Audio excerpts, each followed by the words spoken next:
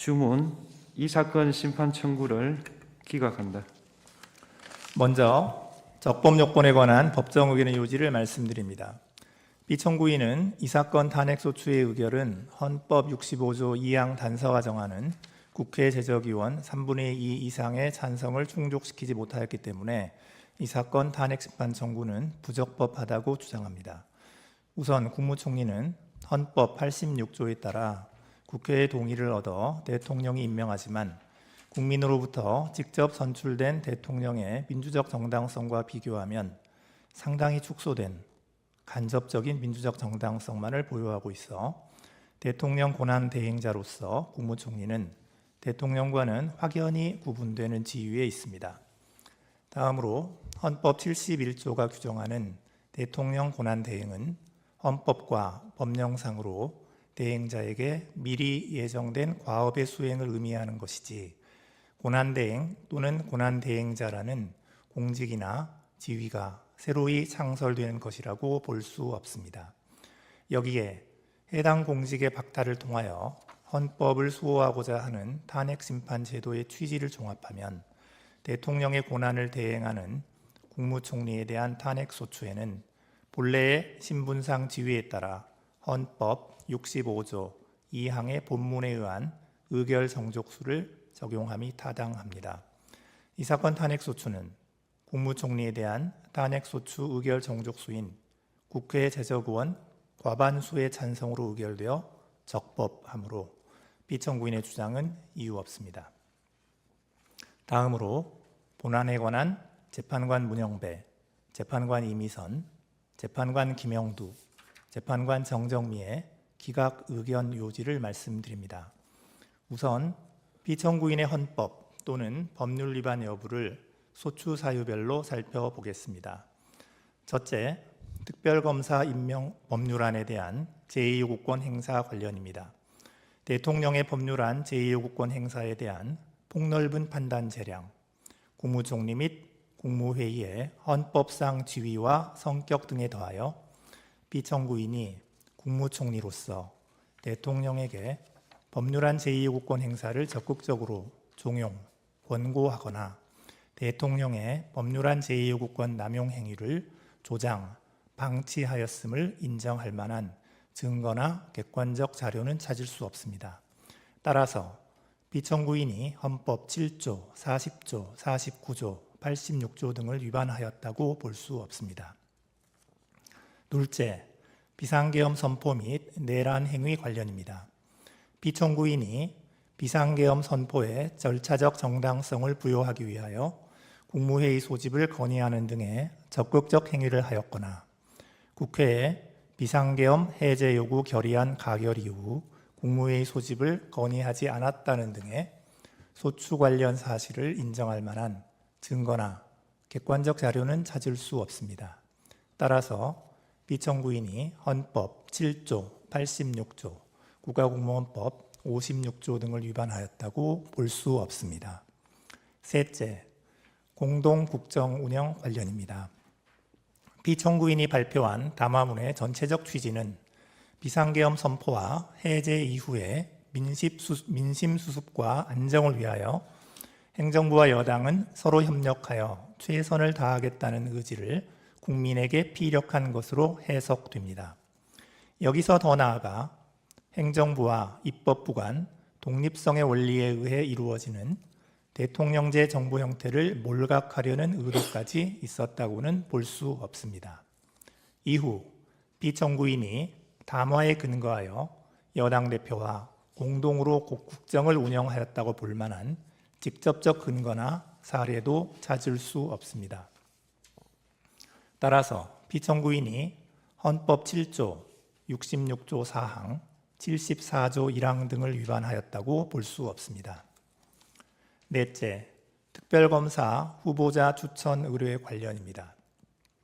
피청구인이 대통령 권한대행으로 특별검사 후보자 추천을 의뢰하지 않은 실질적 기간은 약 10일 정도에 불과합니다.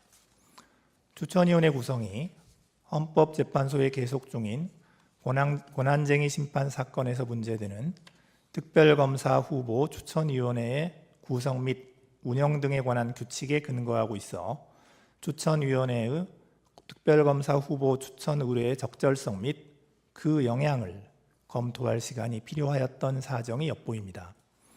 피청구인이 특별검사 후보자 추천 의뢰를 하지 않음으로써 관련 수사의 지연을 초래하고 공범 도피나 증거인멸을 가능하게 하였다는 청구인의 주장을 뒷받침할 증거나 객관적 자료는 찾을 수 없습니다. 따라서 피청구인이 헌법 7조, 66조, 71조, 특검법 3조 1항, 국가공무원법 56조 등을 위반하였다고 볼 수 없습니다. 다섯째, 헌법재판관 임명 부작위 관련입니다. 국회가 재판관으로 선출한 3인의 재판관은 헌법과 헌법재판소법에서 정한 자격 요건을 갖추고 있고 선출 과정에 의회민주주의를 원칙으로 하는 헌법 및 국회법 등 법률을 위반한 하자가 있다고 볼 수 없습니다. 따라서 피청구인은 국회가 선출한 3인을 재판관으로 임명하여야 할 헌법상 구체적 자기 의무를 부담합니다. 그런데 피청구인은 국회로부터 재판관 선출 통지를 받기도 전에 거부 의사를 표시하였습니다. 당시는 재판관 선출을 둘러싼 여야의 대립이 극심한 상황임에도 국무회의나 담화문 등을 통하여 여야의 합의를 전제로 재판관을 임명하겠다는 취지로 발언하는 등 국회가 선출한 3인을 재판관으로 임명하지 않겠다는 거부 의사를 미리 종국적으로 표시함으로써 헌법상의 구체적 자기 의무를 위반하였습니다. 따라서 피청구인은 헌법 66조, 111조 및 국가공무원법 56조 등을 위반하였고 이는 헌법상 탄핵소추 사유인 그 직무집행에 있어서 헌법이나 법률을 위배한 때에 해당합니다. 다음으로 피청구인을 파면할 것인지 그 여부를 살펴보겠습니다. 피청구인의 헌법재판관 임명 거부가 현직 대통령에 대한 탄핵 심판을 진행 중인 헌법재판소를 무력화시키기 위한 목적 또는 의사에 기인하였다고까지 인정할 증거나 객관적 자료는 발견되지 아니합니다.